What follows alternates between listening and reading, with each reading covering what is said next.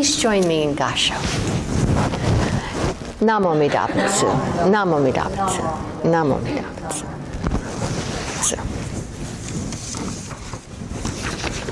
Okay. Well, good morning, everyone. I would like to share with you a stanza from Shinran's Hymns of the Pure Land, also known as Jodo Wasan. They're found on page 340 of the collected works of Shinran. He wrote, "It is taught that 10 kalpas have now passed since Amida attained Buddhahood, but he seems a Buddha more ancient than kalpas, countless as particles." This is a Wasan that's commenting on the larger sutra, and kalpas are eons of time longer than humans can possibly imagine. And so kalpas as countless as particles is a really incredibly long time. And sutras tend to talk in these kinds of terms.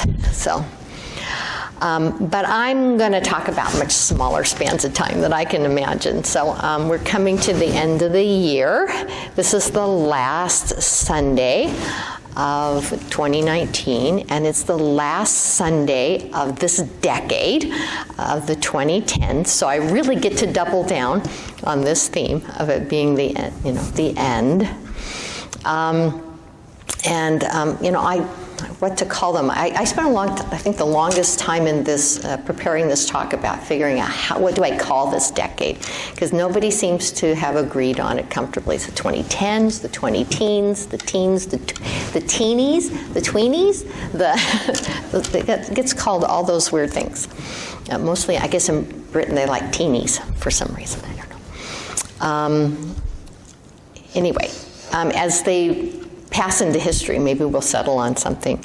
And I wonder if they'll get a nickname. We have the gay 90s from the 1890s. I'm not sure what was so gay about them. And we have the roaring 20s in the 20th century. I don't know if this one will earn some kind of good or bad nickname. We'll see as time goes on. So I've been doing the usual ritual for this time of year. I've been doing those end of year and end of decade retrospectives. If you're on your phone or on the computer or opening up a magazine, you'll see these. And there are lots of discussions about the significance of things like the most important news events of the year and of the past 10 years. And there's all these lists. And there's lists of things like most important people who have passed away. There's a list of the tech developments, new technologies over the year, biggest disasters, the best movies, the best television programs, lists of viral memes from the past 10 years. This morning on my smartphone, I looked and it had the top 10 podcasts of the decade. And I checked, and the word podcast wasn't even coined until 2004. So there's not a lot of podcasts back to compare this decades to. So we can't say if they were good or bad. So there's a lot of change in this decade.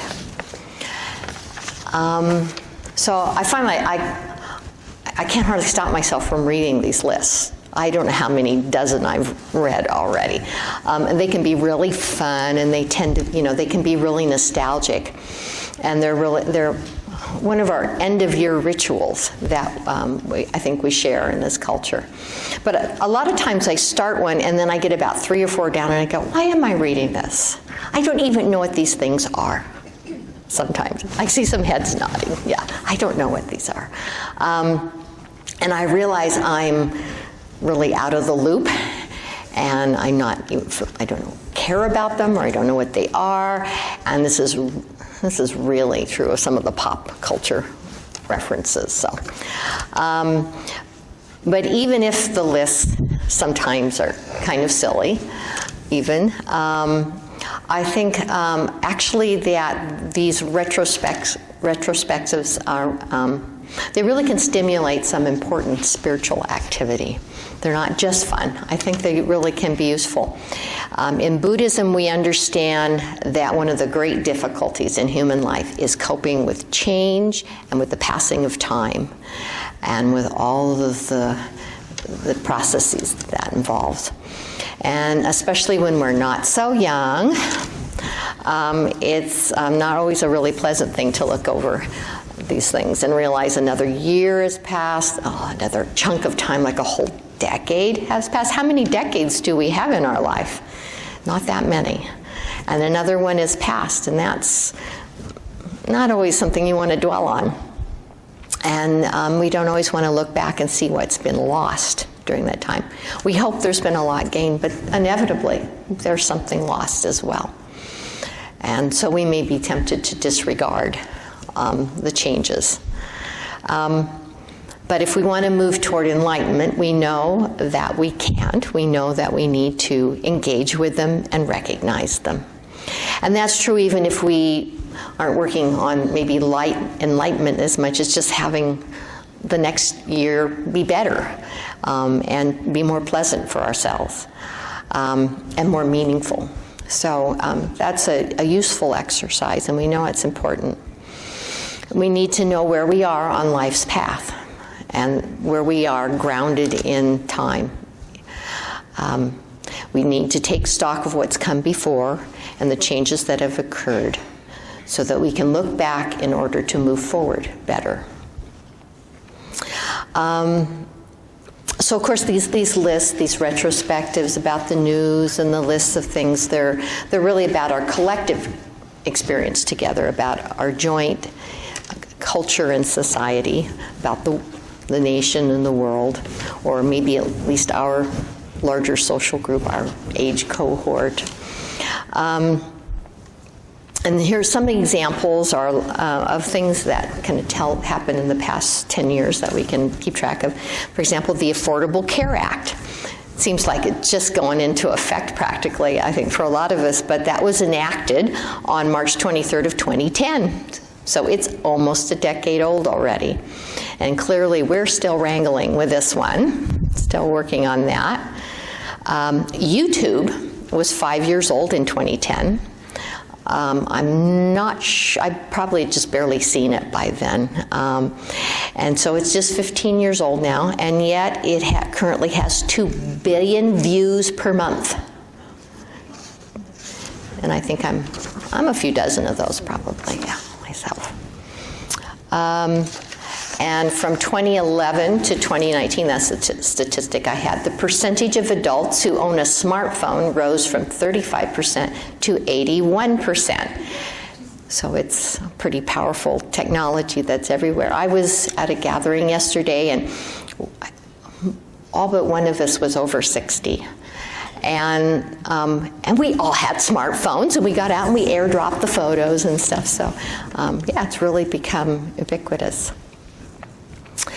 There was one set of statistics about the change in the decade that I thought was particularly interesting and relevant here, and that I think explains a little bit about what's going on in our country today. And that's about changes in religious affiliation in America.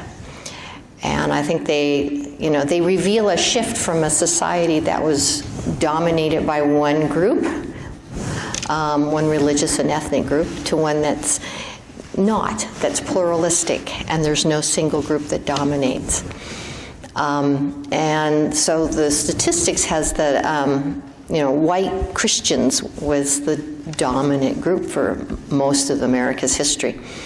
And in 2010, about 53% of Americans were white Christians. By 2019, that had dropped to 42%, and that's 11% drop in the size of that group compared to the group as a whole. And during that time, white evangelical Christians dropped from 21 to 15% of the population. And those who say they have no religious affiliation rose from 19% of the American population to 26% now. So over a quarter of Americans do not have a relationship with a particular religious group. And that's a really significant shift. It's been going on for decades, but it's really speeded up in the past 10 years. Although Buddhists have remained steady at about 1% for the whole time. So we're kind of, we're steady and strong, and so it hasn't dropped, but it hasn't gone up appreciably. And these shifts also follow along ethnic and political lines, so I'm sure you're aware of that. And so it's kind of maybe important for us to recognize this kind of change as an example of the kind of changes that have occurred, and maybe the insights we can get into what's happening around us, and maybe we can use those to maybe deal with things more skillfully in the future. It may give us information to be more understanding and more thoughtful, and have better solutions to conflict and disruption. And I've also found, like I said, they're about things that happen to us communally, but they can also reveal things about us as individuals. And I've found that the lists have helped me really recognize, really can't ignore it, things about myself personally, like the fact that I have no idea what's going on in popular music today. I read the list, I don't know what those songs are. And I don't know much more about current TV or movies or sports or fashion. And I'm really out of it, you know that? And I realize it's not just because I'm a little nerdy like I've always been, and I didn't pay attention to what's going, what the latest, romance is in Hollywood. But they also point to a really important truth, which is that I'm getting to be an old person. I don't know what's going on, And the first noble truth is that it's the truth of suffering. And one of the four basic acknowledged, can't avoid forms of suffering is aging. And I cannot avoid, when I read those lists, that it's happening to me. And these are all things that younger people know about, and I am clueless. So it can be an opportunity to have a deep acknowledgement of a Buddhist teaching, unfortunately. And if you're younger, maybe you read the list. If you're really young, maybe you read the list. I'm hoping maybe you have a similar experience the other way around, that there are things on the list, you don't know what they are, but they're from the early part, the things that have happened early, and that you only recognize the stuff that are recent, and you realize, oh, I'm really young. I don't know about those things that happened 9, 10 years ago. They're not very familiar to me. I was doing kid things then, maybe. So you have the similar experience. I remember having those experiences when I was young, that I didn't recognize what people who were 10 years older than me took for granted.